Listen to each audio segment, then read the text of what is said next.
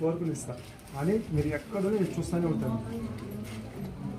నేను అందుకే చెప్తుంది, ఇది తెలియదు. ఒళ్ళు తగ్గాల, బరువుగా తల్లి ఒళ్ళు లావుంది, అది తగ్గాల. దానికి కొన్ని వస్తువులు చెప్తున్నా. తినాలి, సమయానికి తినాలి. నిద్ర అనేది ఎక్కువ ఉంది రాత్రి.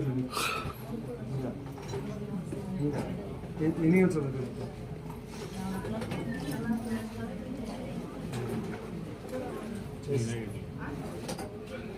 తగ్గుతుంది, అన్నీ చేయిస్తా. మెల్లమెల్లిగా అలా తీసుకెళ్తాను, చేసిస్తా.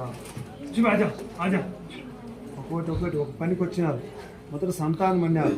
ఆ సంతానం ఇస్తా. నేను చెప్పినట్టు తిరగండి 3 రోజులు, నెలకు 3 రోజులు. ఏ తల్లి 1 గంట సోపు అంతే కదా తల్లి. పోయేసిరండి, జాలీగా ఉండాలి. జీవితం అనేది ఎప్పుడు మళ్ళీ 1 రోజు పోయినా కూడా తిరిగి రాదు, అవునా కాదు? మీరు ఈ రోజు ఏ సంతోషం గడుపుతారో అదే మిగులుతారు. అది తెలియదు, జనం తెలుసు, కానీ డబ్బు మహిమలో పడిపోయి దాని వెనకాల పరిగెత్తా లాస్ట్ వచ్చే టైంలో అమ్మ నాకు అది లేదే, నాకు ఇది లేదే అని బాధపడతారు చాలామంది. కానీ సరే సహకరించదు. మరి ఈ యవనంలో ఉన్న ఆనందం మళ్ళీ రమ్మన్నారా? సరేనా? అందుకే కొంచెం సమయం ఇది పాటించేది నేర్చుకోండి.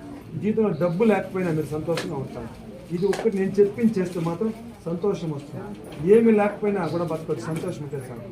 డబ్బే సంతోషం ఇవ్వదు, కొన్ని అవసరాలు మాత్రమే డబ్బు. కానీ ఇప్పుడు డబ్బే ప్రదర్శన, దానికోసం పరిగెత్తి సంతోషం వదిలేస్తున్నారు.